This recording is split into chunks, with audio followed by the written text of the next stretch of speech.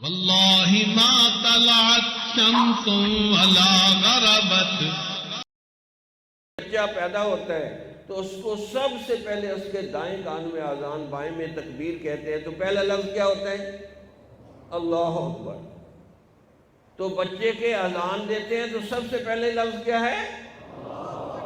کہ اللہ سب سے بڑا ہے، اللہ سب سے بڑا ہے. پھر تکبیر پڑھتے ہیں بائیں کان میں تو کیا بولتے ہیں؟ اللہ اکبر. اب اس بچے کو سمجھ تو نہیں آئی کہ مجھے اللہ اکبر سنائے، اذان سنائی، تکبیر سنائی. اس کی دل کی تختی پہ لکھ دیتے ہیں کہ اللہ اکبر، تیری زندگی میں اللہ ہی سب سے بڑا ہوگا، اللہ کا حکم سب سے بڑا ہوگا.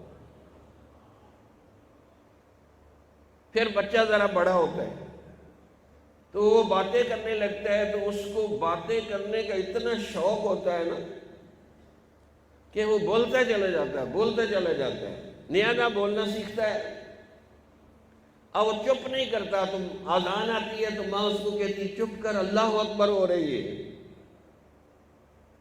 کہ اللہ اکبر ہو رہی ہے، چپ کر. اسی طرح جب وہ بچہ نماز پڑھنا سیکھتا ہے تو سب سے پہلا لفظ نماز میں ہم کیا بولتے ہیں؟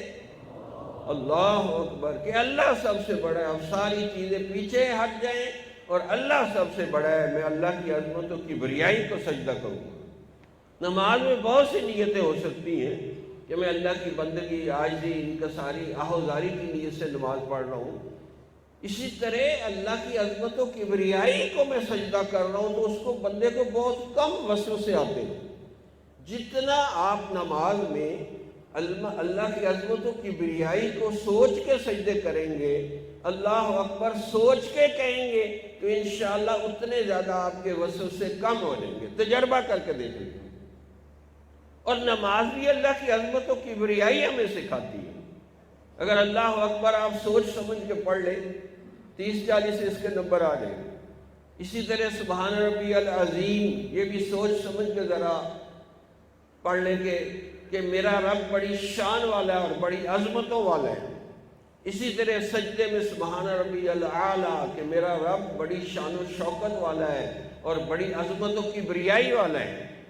تو 50-60 نمبر انشاءاللہ آپ کو آ جائیں گے اگر نماز اس طرح حضوری کے ساتھ پڑھ لیں گے، احساس کے ساتھ پڑھ لیں گے کہ میں اللہ کی عظمت و کبریائی کو سجدہ کر رہا ہوں. یہ مشق کرواتا ہے اللہ تعالیٰ 5 دفعہ بندے سے کہ میری عظمت و کبریائی کا تم بیان کرو گے تو غیر اللہ اندر سے نکل جائے گا. اسی طرح حضرت مولانا الیاس رحمۃ اللہ علیہ فرماتے تھے کہ بھئی نماز کے اہتمام کے بغیر اگر نماز پڑھو گے تو نماز بڑی پھسپھسی ہوگی، یعنی پھیکی ہوگی، آپ کو نماز میں مزہ نہیں آئے گا، وسوسے آتے رہیں گے. اور اہتمام کیا ہے کہ وضو اچھے طریقے سے کریں، پھر تھوڑی دیر مراقبہ کر لیں، یا اللہ کی عظمت و کبریائی کی کسی آیت کا ورد کر لیں، اور پھر اللہ کی عظمت و کبریائی کو سجدہ کرنے کی نیت سے نماز پڑھیں. کہ دیکھیں پھر آپ کے وسوسے بہت کم ہو جائیں گے اور آپ کو نماز پڑھنے کا واقعی مزہ آئے گا کہ میں اللہ رب العزت کے آگے کھڑا ہوں. اب یہ اس چیز کا اہتمام نہیں کرتے، اس لیے پھر اللہ کی عظمت و کبریائی دل میں بیٹھتی نہیں. کم از کم نماز ہم حضوری والی پڑھنے لگ جائیں تو انشاءاللہ اس سے بہت فائدہ ہوگا. اس لیے حضرت امام ربانی مجدد الافسانی رحمۃ اللہ علیہ سے کسی نے کہا حضرت قرآن میں آتا ہے ان الصلاۃ تنہی عن الفحشاء والمنکر، بے شک نماز بے حیائی، بے غیرتی اور برے کاموں سے روکتی ہے. لیکن ہم تو نماز بھی پڑھتے ہیں تو ساتھ ہے جی بے حیائی، بے غیرتی، ٹچ موبائل، پتہ نہیں کیا کیا کچھ کرتے رہتے ہیں. یہ تو میں ابھی کہہ رہا ہوں. تو اس آدمی نے کہا کہ ہم نماز بھی پڑھتے ہیں اور برے کام بھی ہوتے رہتے ہیں، اور یہ عید کہتی ہے کہ نماز والا برے کام نہیں کر سکتا.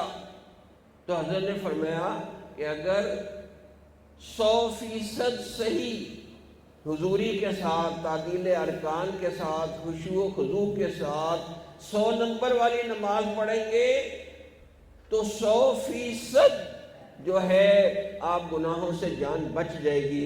اگر 50 نمبر والی، 30 نمبر والی، 33 نمبر والی نماز پڑھیں گے تو اتنے فیصد ہی آپ گناہوں سے بچیں گے. یہ تو آپ کے ہاتھ میں ہے کہ آپ کیا کرتے ہیں.